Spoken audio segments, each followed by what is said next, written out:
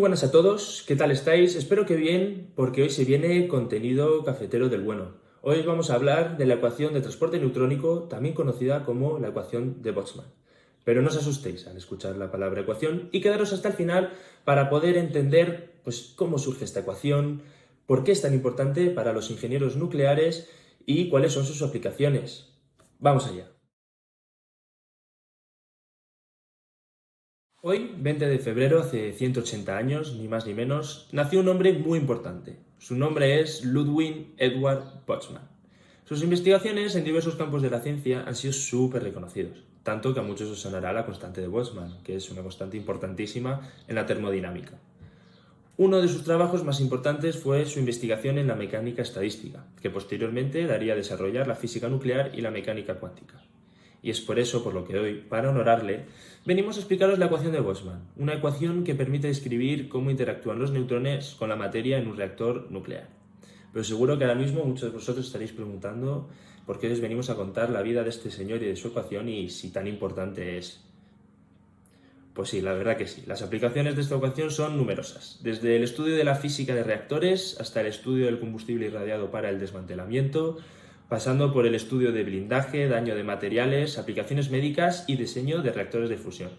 Así que como veis es muy útil, es una ecuación que se puede utilizar casi para todo. Pero, ¿cuáles son los parámetros que la definen? ¿Cómo se resuelve esta ecuación? Esto y mucho más os lo explicamos a continuación. Como se ha explicado en otras ocasiones, en una central nuclear la energía se genera en el núcleo del reactor. Este núcleo es un sistema compuesto por barras de combustible y otras estructuras. La generación de energía, y por tanto de potencia, está estrechamente asociada al número de reacciones por segundo en una reacción en cadena. Durante una reacción en cadena, los neutrones pueden ser liberados de los núcleos y moverse libremente por el reactor. Estos neutrones libres son los que desencadenan diferentes tipos de reacciones, y el estudio de su comportamiento se llama neutrónica. La neutrónica, por definición, es el estudio de los neutrones que viajan a través de la materia, de las condiciones de una reacción en cadena y de cambios en la composición de la materia debido a reacciones nucleares. Básicamente, la neutrónica nos permite conocer la composición del combustible nuclear y cómo se comporta en diversas situaciones. Los ingenieros nucleares necesitan saber dónde se encuentran los neutrones, en qué dirección van y con qué rapidez se mueven, para conocer qué probabilidad hay de que se produzcan estas reacciones. Como ya hemos ido mencionando, una de las ecuaciones clave de este campo es la ecuación de transporte neutrónico, conocida también como ecuación de Boltzmann, y es la siguiente.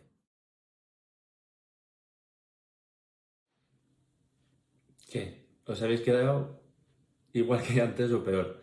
No os preocupéis, es una ecuación que de primeras es bastante complicada poder entenderla, pero no os desaniméis. No es tan difícil, puesto que al final de cuentas es un balance entre el número de neutrones que entran o salen de un volumen, teniendo en cuenta el tiempo y el espacio, van los neutrones que producen reacciones en el volumen. Y esto es igual a los neutrones creados por fisiones y por reacciones retardadas más la fuente de neutrones.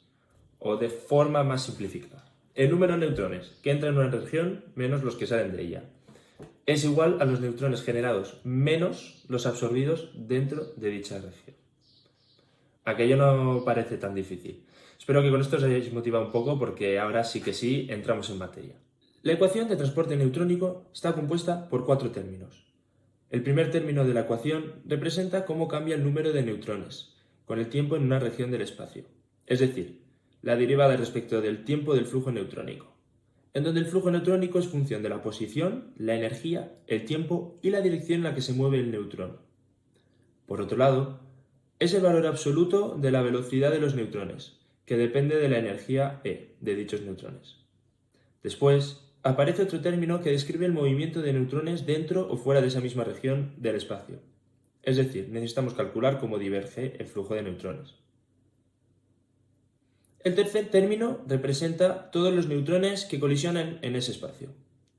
Y para ello se utiliza la sección eficaz total, que es una medida de cuánto y cómo interaccionan los neutrones con la materia, en donde se llama sección eficaz macroscópica total y cuantifica todas las posibles interacciones de los neutrones, en función del vector de posición, la energía de los neutrones E y el tiempo t.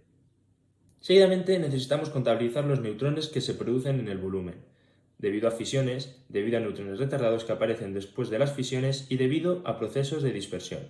o scattering en inglés. Esto se expresa matemáticamente, al otro lado de la igualdad. Finalmente, se puede añadir también una fuente de neutrones S en el volumen. En resumen, la ecuación nos cuenta que una región del espacio, el balance entre los neutrones que entran y salen de la región, tiene que ser igual al balance de neutrones que interactúan dentro de la región, incluyendo la variable tiempo. En otras palabras, que no pueden aparecer neutrones de la nada. Si después de esta chapa sigues aquí, te tengo que dar las felicidades. Deberías plantearte una carrera de simulación neutrónica o algo por el estilo. Ahora bien, el siguiente paso, y último, sería resolver la ecuación, pero no te asustes, que no te va a tocar hacer la mano, sería imposible. Por suerte, hoy en día contamos con diversas herramientas y métodos para resolver esta ecuación gracias al avance de los códigos neutrónicos. Existen dos enfoques principales para resolver la ecuación de transporte neutrónico: los métodos determinísticos y los métodos probabilísticos. Primero, los métodos probabilísticos utilizan el azar para simular el movimiento de los neutrones y las interacciones con la materia, y así resolver la ecuación. Estos códigos, como por ejemplo Scale o MCNP, son útiles cuando necesitamos entender el comportamiento de los neutrones en situaciones complejas y variables. Por otro lado, los métodos determinísticos se basan en modelos matemáticos para predecir el comportamiento de los neutrones en función de condiciones específicas. Estos códigos, como Casmo, son útiles cuando queremos estudiar situaciones más específicas y controladas, pero puede ser limitado por escenarios complejos. Con estas herramientas y métodos a nuestra disposición, resolver la ecuación del transporte neutrónico se vuelve mucho más manejable y nos permite comprender mejor el comportamiento de los neutrones en diversos escenarios. Espero que, aunque no os hayáis quedado con todo, que es normal, os hayáis quedado por lo menos con la importancia de esta ecuación, alguna de sus aplicaciones y métodos de resolución. Muchas gracias y hasta la próxima.